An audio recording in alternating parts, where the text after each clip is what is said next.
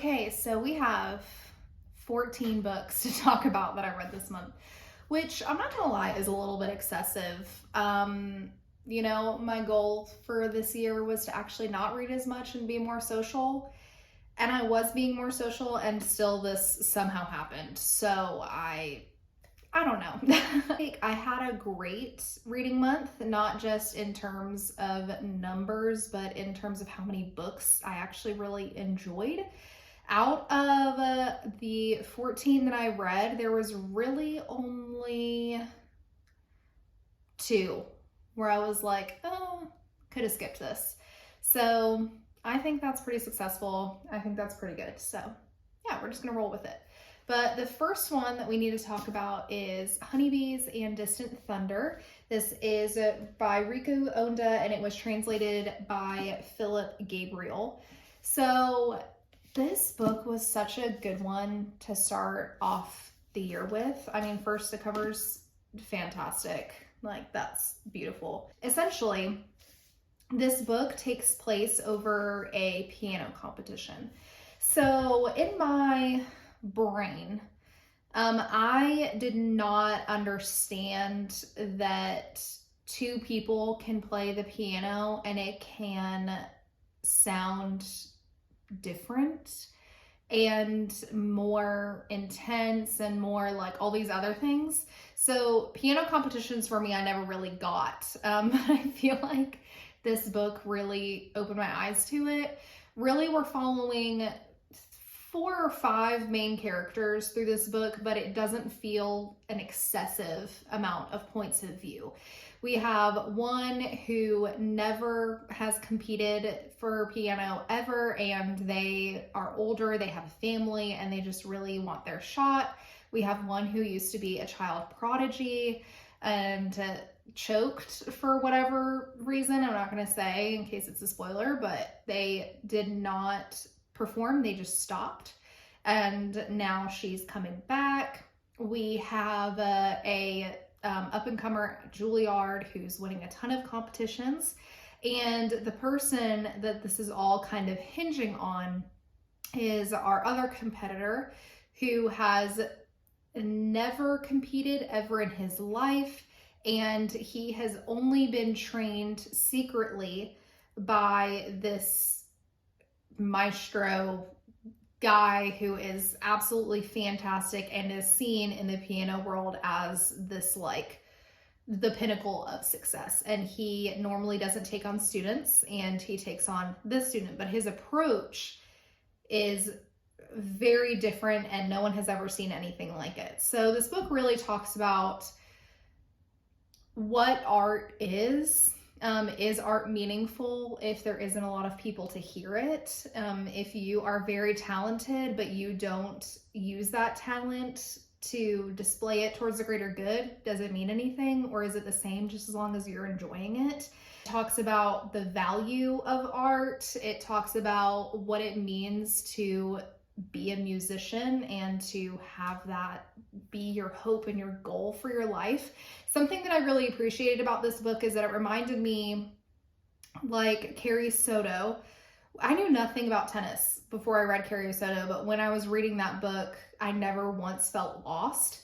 And this author did such a good job about making you not feel lost or confused or anything. They explained everything really, really great. I thought this book was really good.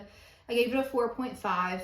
And I just really felt like it was so emotionally well done. Like you really, really feel all of these characters' emotions, and the way that she used like sentence structure and everything to convey what was happening in these competitions was just really, really smart to me. Like I felt like it was really, really smartly done. So I think that one was really great. The next one is Powerless by Lauren Roberts. I did read this in my Reading Viral Books blog. So if you want to get a more in-depth overview of this book, you can go watch that. On reflection, 4.5. I can't remember what I gave it in that blog. It was definitely around that though. It was just so well done. Everything that she did as far as the relationship, the world building where you felt like you understood enough to know what was happening, but you can understand that there's a greater sense of more that's going on that's going to be revealed to you. The character development was really good. I'm really excited to see how that continues. And overall, I think it was really good. I think it's really good if you're getting into fantasy, or if you, like, it's not high fantasy. It's definitely like a romantasy situation. So I think if you're kind of trying to like dip your toe into being like, do I like this? Do I not? I think that that is a good first choice for you. Very excited for July when the next one comes out. So the third one I actually listened to on audiobook. This is Postcards from the Edge by Carrie Fisher. So I love Carrie Fisher. I miss her dearly. R.I.P. Queen. She's one of those people whose presence you can feel is gone from the world. This is a semi-autobiographical novel, and it takes place where our main character, I think her name is Susan or Susanna, something along those lines. She's an actress and she's also an addict. And Carrie Fisher was an addict. And so it starts out and it's letters and journal entries that the main character is doing while she's in rehab. So she's talking about, you know, what it's like to be there, the people that she's meeting, what she's learning, how she's feeling about herself, all of that stuff. And then it transitions to, after she gets out of rehab, her transitioning to sober, not sober living like a sober living house, but like being sober. How she gets to work, she is trying to maintain these relationships, all of that stuff. And it was funny. Like this, it was so funny. And I would highly recommend listening to the audiobook. It's on the Spotify, like the free 15 hours that you get if you're a premium member. Highly recommend. Carrie Fisher narrates it herself. And it's just so funny. It's so witty. It's smart. You would think that something like this could very easily take a tone of being like, oh, woe is me. Can't believe I'm here. Blah, blah, blah. Which those things, I'm not saying those opinions are not valid, but the way that she talks about it, like you can really tell that she's been through something herself. Very good. Highly recommend. Listen, read it. Really great. So the next one is our first 5-star of the year. This is The Vaster Wilds by Lauren Groff. And I am obsessed. This book is so good. This author is so good. It's just great. Okay, people, it's just fantastic. This is my second Lauren Groff. So I read Fates and Furies by her, I'm gonna say like 2 years ago. And something that Annie B. Jones said on the Bookshelf podcast, From the Bookshelf. From the Bookshelf? I don't know. I'll insert here. She said that Lauren Groff has the talent of making you care very deeply about something that you did not think you could ever care about a day in your life. And I think that that is extremely accurate. I really think that it's best to go into it not knowing a whole lot, but what you should know is that we have our unnamed narrator. This takes place during the colonial settler era, and a servant girl escapes into the night. She just leaves. She is escaping. You know that there's a famine going on. You don't know the exact reason why she's leaving, and it was hard. Like a lot of the parts of this book were really, really hard. And these people are so hungry. They're so hungry, and they have just completely gone the wrong way about absolutely everything. And as history has shown us. And so she escapes, and she knows that her escaping is going to make them try to bring her back. So she is essentially just trying to survive in this wilderness that she doesn't know anything about. She's never been here before. The only place that she's been has like getting off the boat and walking to the settlement and all that stuff. So she has no idea what to do.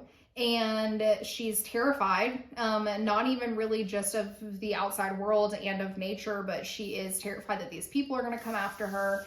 And you get bits and pieces of her remembering before she came to America, the colonies, why she had to come, who came with her, what the journey was like. And it is brutal. And the ending of this, I was bawling my eyes out because it was just so good. She sets a scene like no one else. The sentences that she would say were just so fantastic. I wish I would have annotated this, but also I'm glad that I didn't, because I was just like, it would have like taken me out of the moment, and I was just so enthralled. I was just zoned in, couldn't take my eyes off the page.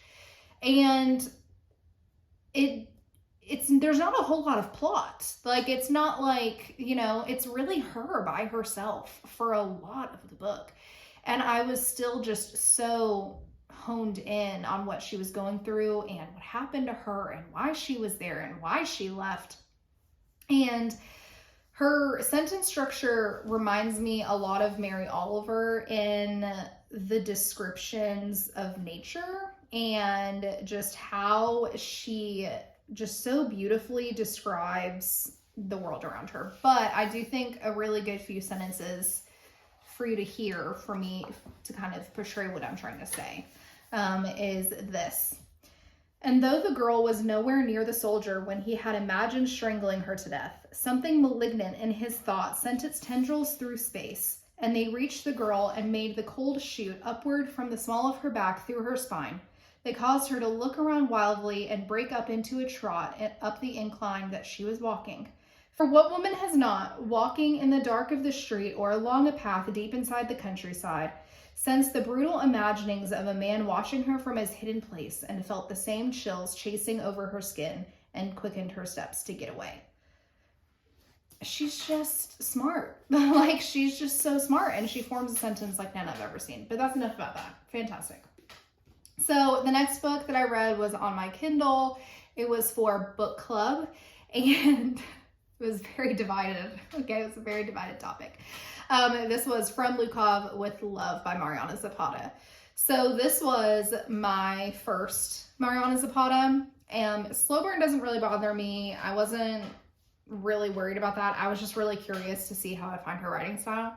And while she did leave a few things wanting, and while I do feel like there were a few things that were overly described, I really enjoyed this book. Out of the four of us, two of us really liked it. One of us enjoyed it but didn't really love it, and one hated it. And it was the funniest discussion I've ever been a part of. Basically, it's enemies to lovers, ice skaters, competitions.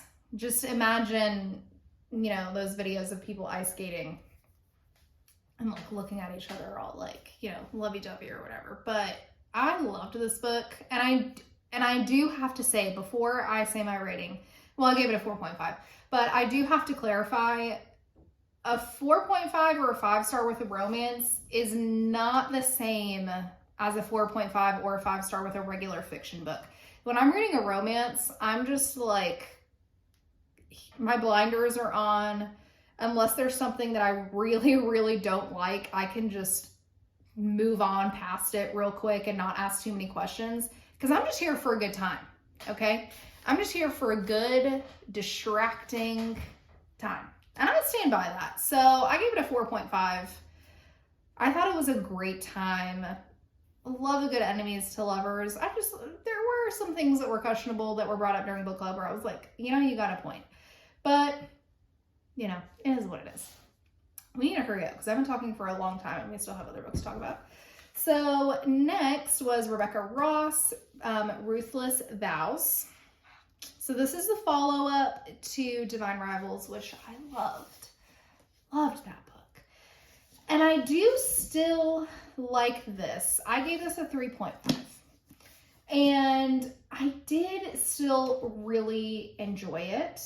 Too much happened in the middle that didn't need to happen. Like, the beginning was good, the beginning had me. The middle lost me, and then the ending gave me what it needed to give for me to still be like, oh, I love them. I love this story. I love this world. I love this book. But I wasn't like that for enough of it for me to be like, that was a really good follow-up, if that makes any sense. So, do with that what you will. So the next one was another fantastic book. This is The Great Circle by Maggie Shipstead. I love Maggie Shipstead. I have one more book to read by her, and I will have read all of her works that have been published. And I need to do that immediately, because the way that this woman crafts a story is insane to me. This was also named Time's #1 book of the year that this came out, and it did really good. So this essentially is following a few different characters, but the main two are Marion Graves and Hadley Baxter? Hadley Baxter, I got that right. It's during Prohibition time-ish. And Marion wants nothing more in the world than to be a pilot. She wants it with everything inside of her. She will do anything, get up in the air. She will do whatever it takes.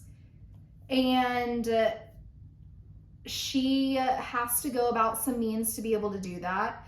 And I do think that it's another one of those ones where it's best that you go in knowing as little as possible. So essentially, she wants to be a pilot. She becomes a pilot. And then she wants to circumnavigate the world. Longitudinally is not the right word. She wants to, let me just show you the map. I'm like trying to like draw circles in the air like a fool when I could just show you this. So she doesn't want to circumnavigate it, like go equator to equator. She is going, can you see this? Can you see this? She's going like this. Okay, so like here's the North Pole, here's the South Pole, Antarctica. She wants to zoom it, that guy. Okay, no one's ever done this. She wants to do it. Chick goes missing. And she goes missing. No one knows what happened to her. Partner's gone, plane's gone, can't find any of it, but they do find her logbook. So they find her logbook turns into a book, and now they are turning that book into a movie. So fast forward, present day, our time.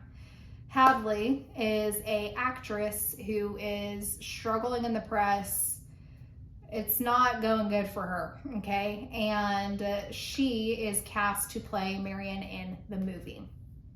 So you are learning about the both of them from being born really until the end of our story, but it's done so well.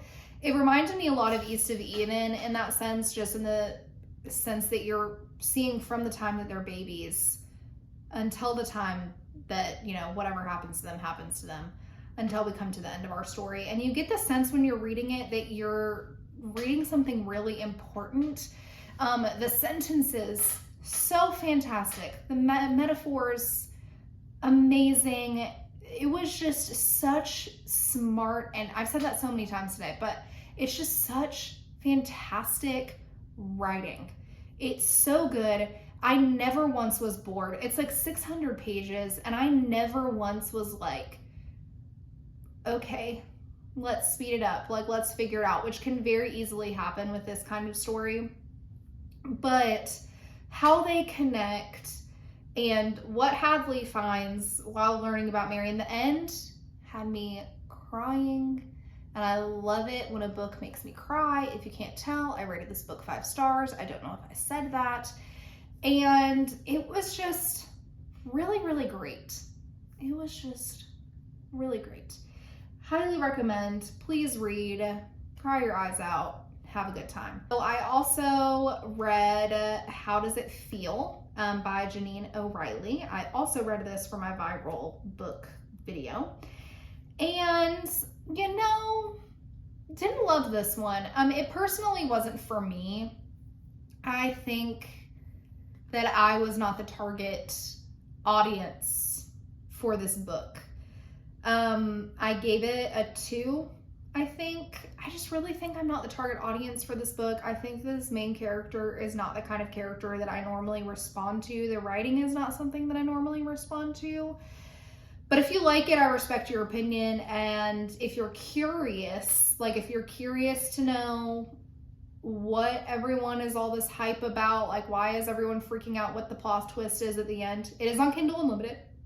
So if you don't have to spend any more money going towards doing it, I do think it's worth figuring out just for curiosity's sake. Like, I'm glad that my curiosity is stated. Like, I'm excited that I know what happened. Now I know.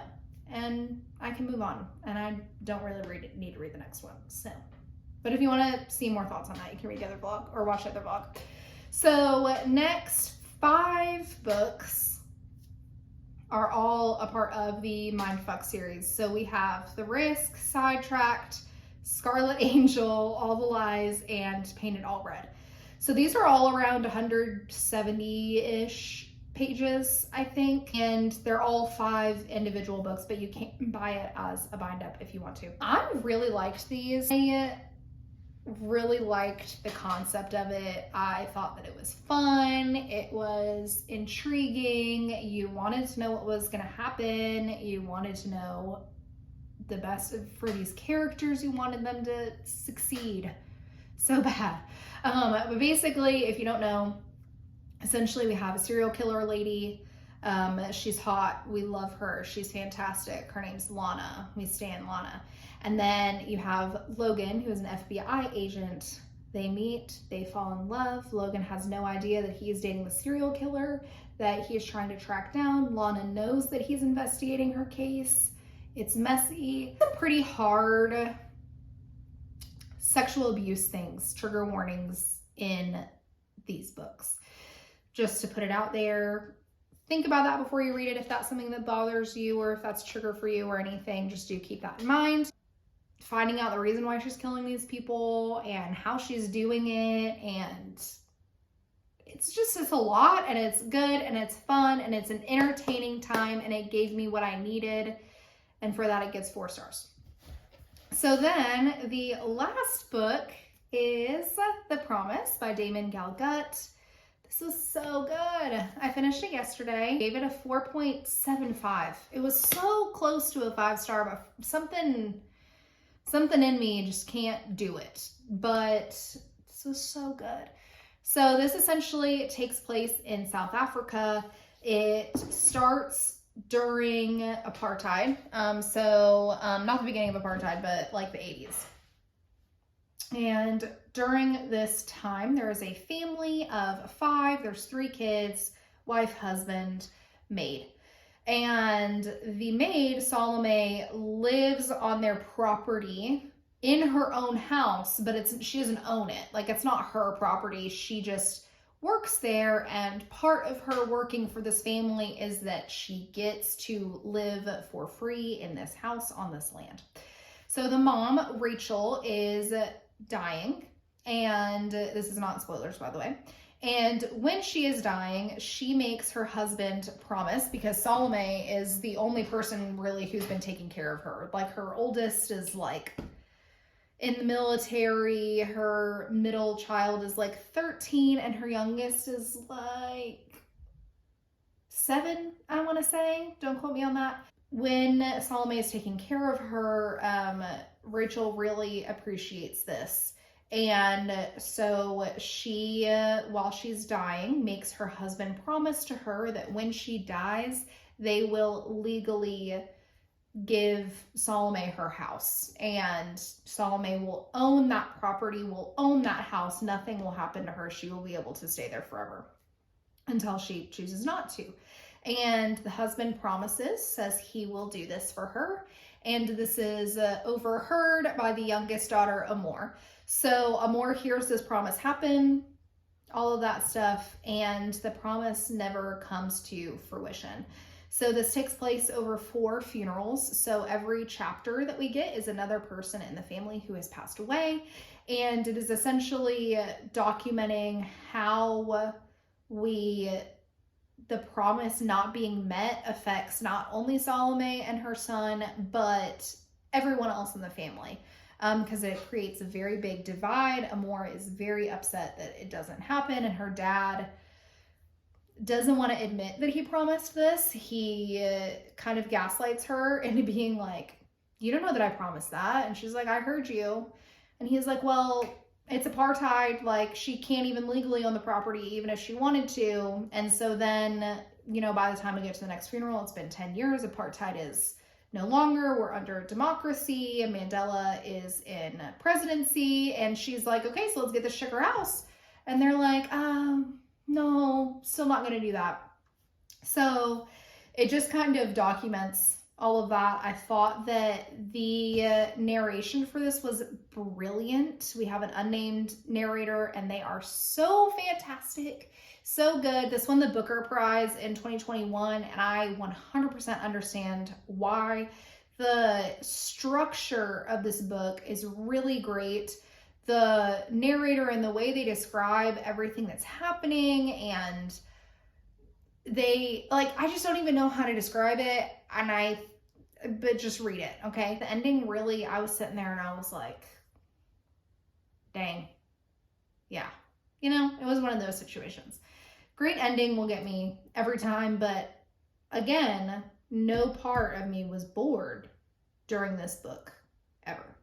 So, yeah, that's it. That is what I read in January. A very, very strong start to the year, people. We're looking great. It's looking really fantastic. There is a chance I might sneak in a 15th book.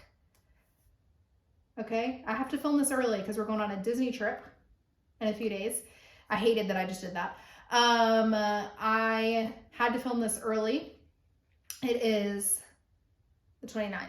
So it's the 29th currently. As we all know, okay, Third Crescent City comes out tomorrow. And I kind of really want to finish that book before I go on my trip on the 2nd of February. So it will either be done 31st or the 1st, okay? Editing Rachel will, you know, say what happened with that. But yeah, so that was great. Love talking to you guys about these books. Comment down below what your favorite book that you read this month was. So yeah, talk to you guys later. Bye.